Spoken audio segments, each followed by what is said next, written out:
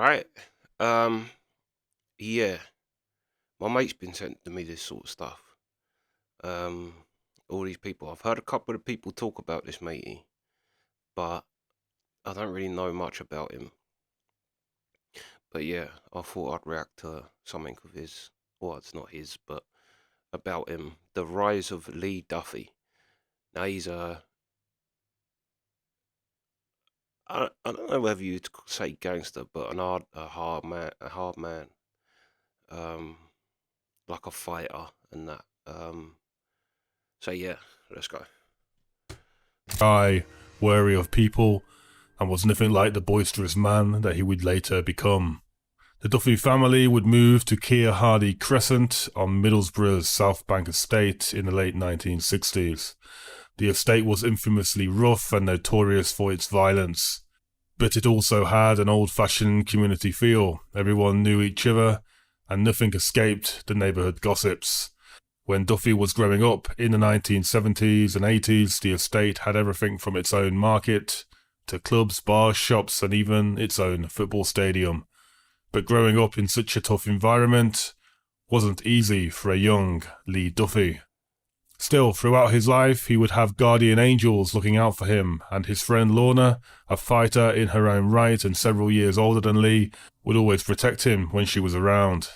Lee would go to Stapleton School in Eston, and his appearance would make him stand out. His snotty nose, unusual hairstyle, oversized lips, and hunched-over demeanour made him an easy target for playground bullies. He would be tormented as a young man, and he would become used to taking beatings at school as well as at home. His father, Laurie, who was a heavy drinker and alcoholic, would beat the living daylights out of a young...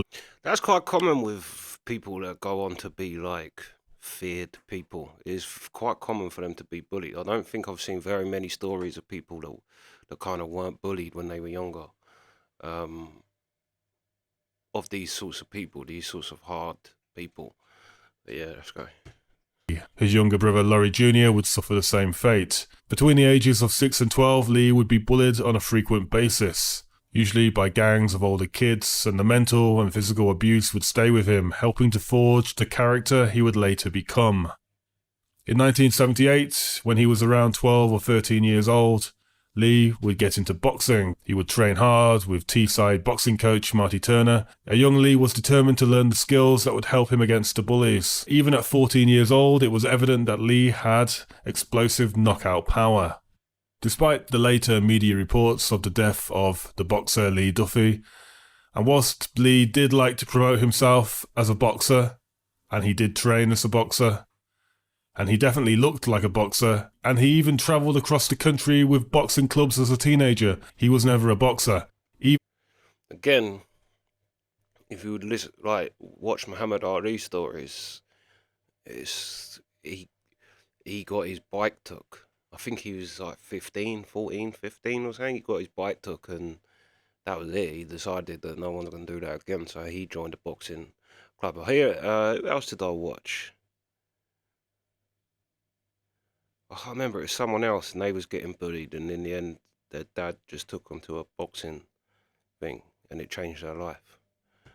If he wants to get his medical, he would never have a bout. At one time, he was even fixed up to fight on a show, but he never turned up.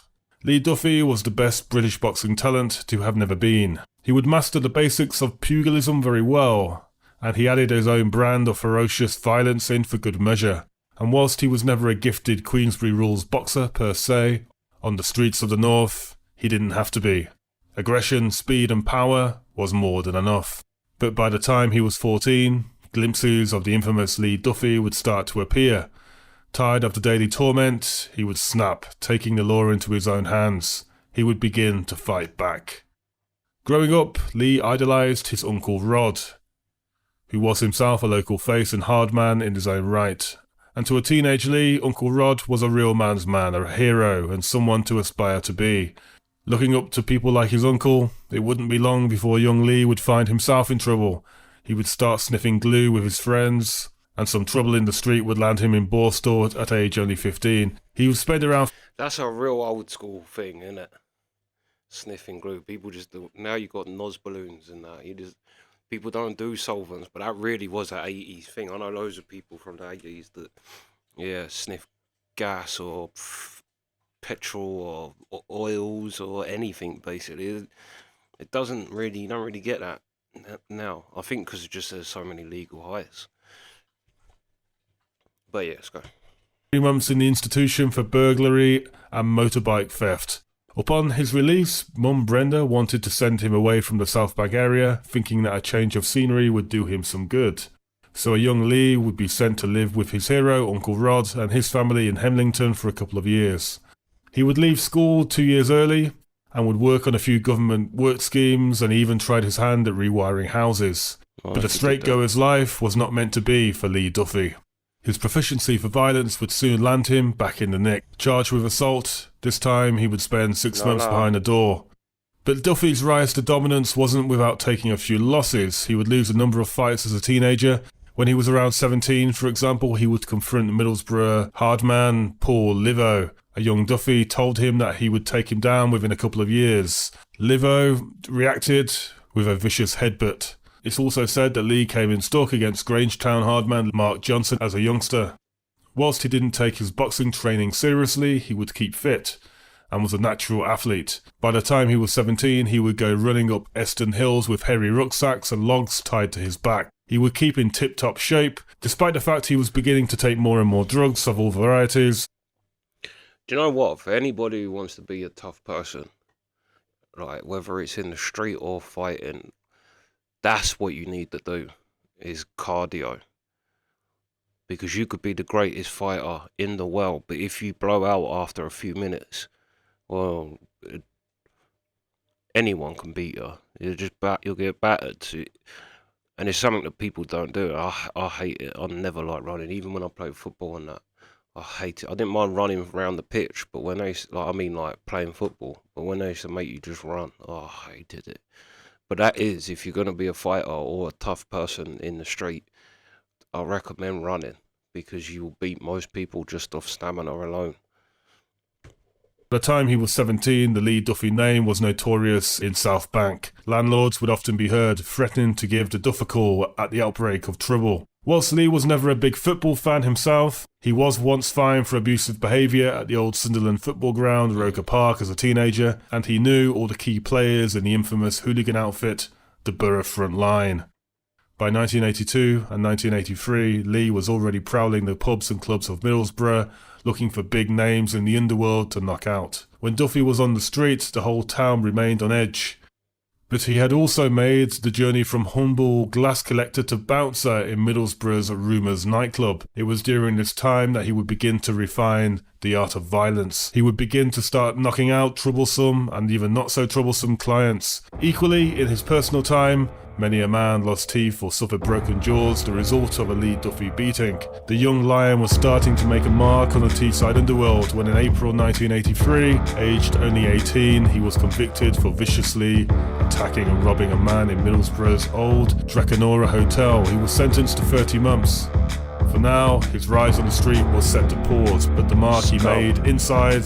That's a good old school with baby Ray Winston. Yeah, I recommend watching that film, Scum. It's a well good film. I ain't watched it in years. I might actually watch that again. Become equally as memorable. His reputation was about to explode, but even by 1983, Duffy's name rang out. But when he would be released in 1985, Lee Duffy, the man, the myth, the legend, would take on the world.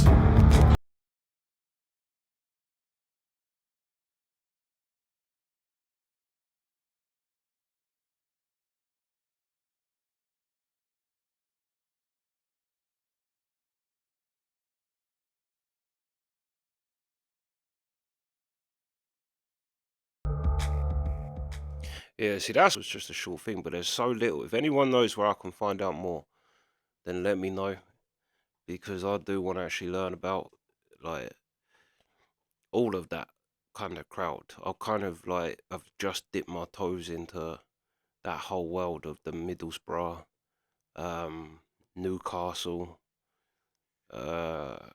yeah. So if anyone knows where I can get more info, there really ain't a lot of info on him, which is kind of strange, but it is what it is, isn't it? But that's what I heard about him, that he was going anyone who was anyone. I know people like that as well, and it's just like, I couldn't be dealing with it. I ain't got the energy. I don't want to be looking over my shoulder.